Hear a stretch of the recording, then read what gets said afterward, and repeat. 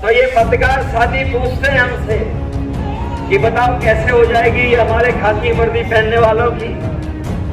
तो मैंने जवाब में कहता हूं कि बताओ अभी तक जो बीजेपी ने फैसले लिए हैं, क्या आपको पता था वो ऐसे फैसले ले लेंगे?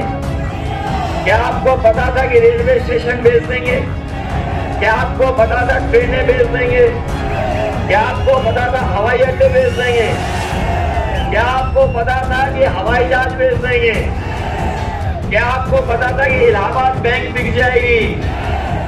क्या आपको पता था कि सरकारी नौकरी संविदा में चली जाएंगी?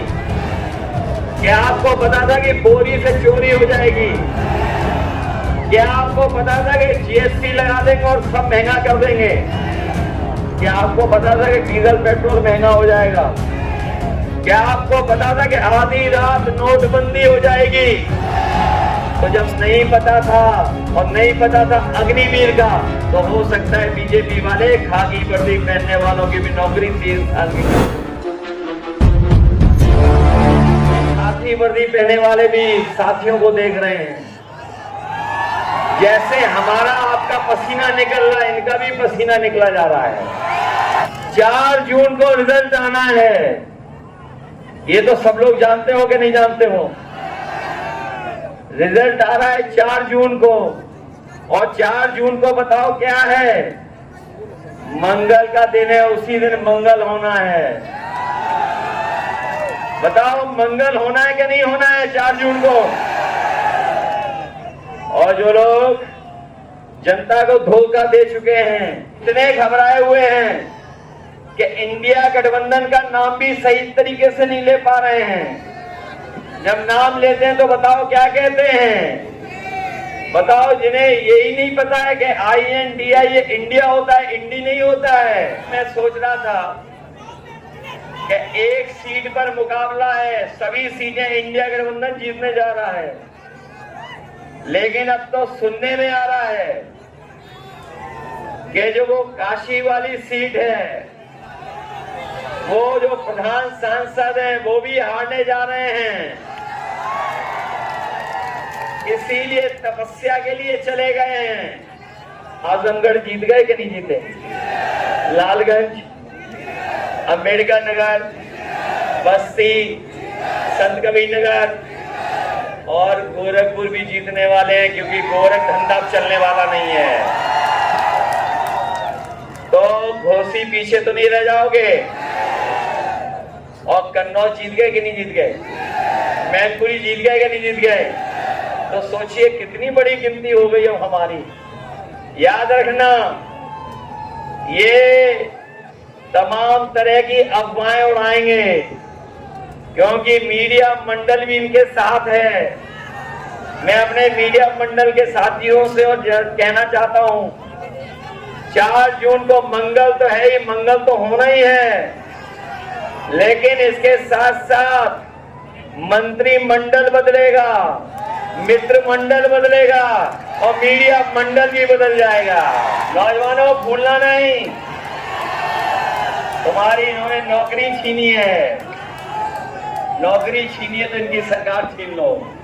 400 पार का नारा दे रहे थे, याद है कि नहीं याद है?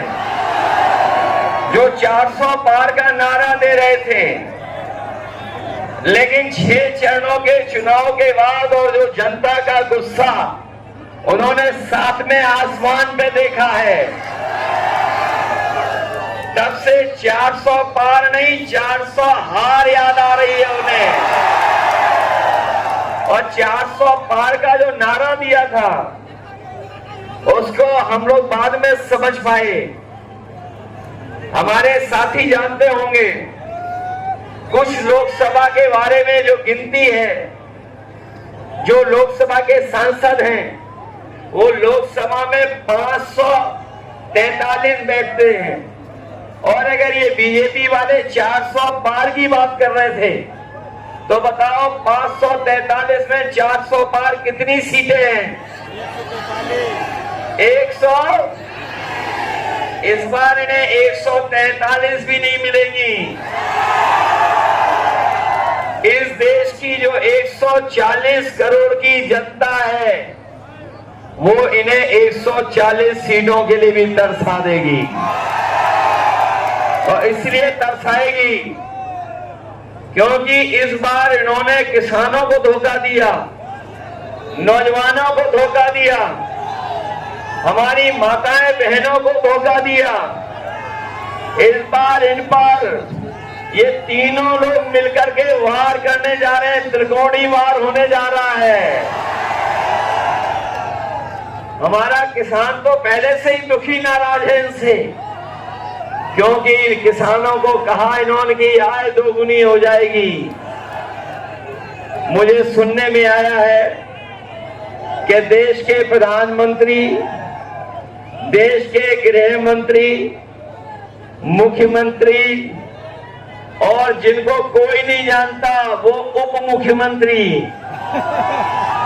कई बार आए हैं यहाँ, कई बार आ गए हैं और उन्हें पता है कि घोसी का परिणाम क्या था। उन्हें जब घोसी का परिणाम पहले ही पता है तो सोचिए क्यों आ रहे थे वो इसलिए आ रहे थे कि आप अपने वोट के दिन सावधान रहना। बताओ वोट के दिन आप लोग सावधान रहोगे कि नहीं रहोगे? जहां इन्होंने किसानों को धोखा दिया था, वहीं हमारे नौजवान जानते होंगे कि एक एक नौजवान को इन्होंने जब कभी परीक्षा देने गया तो इन्हें धोखा मिला है। कोई परीक्षा ये सरकार नहीं करा पाई। जब भी परीक्षा हुई इस सरकार में पेपर लीक हो गया और पता नहीं कहां पर लीक है जो अभी तक सरकार लीकेज नहीं रोक पाई है। बताओ पेपर लीक हुए कि नहीं हुए? और जो नौजवान जानता होगा, जिसने परीक्षा की तैयारी की होगी, पढ़ा लिखा, अभी तक जितनी भी परीक्षाएं हुई हैं सब परीक्षाओं के पेपर लीक हो गए। और याद रखना नौजवान साथियों, ये पेपर लीक नहीं हुए हैं, इस सरकार ने जानबूझ करके पेपर लीक कराए हैं। और इसलिए पेपर लीक कराए जिससे नौजवानों को उन्हें नौकरी न देनी पड़ जाए। इन नौकरी की वजह से न केवल आपका भविष्य अंधकार में डाला है, बल्कि हमारे नौजवान साथियों सोचना जा करके घर बैठ करके पिछले 10 साल में जो आपको बेरोजगार बनाया है, नौकरी नहीं दी है, आपका 1/3 जीवन इन्होंने बर्बाद करने का काम किया। 1/3 जीवन बर्बाद कर दिया। और यहाँ का मऊ का नौजवान, यही गाजीपुर, बनारस, आजमगढ़ और आसपास के गोरखपुर के नौजवान तैयारी करते थे फौज की।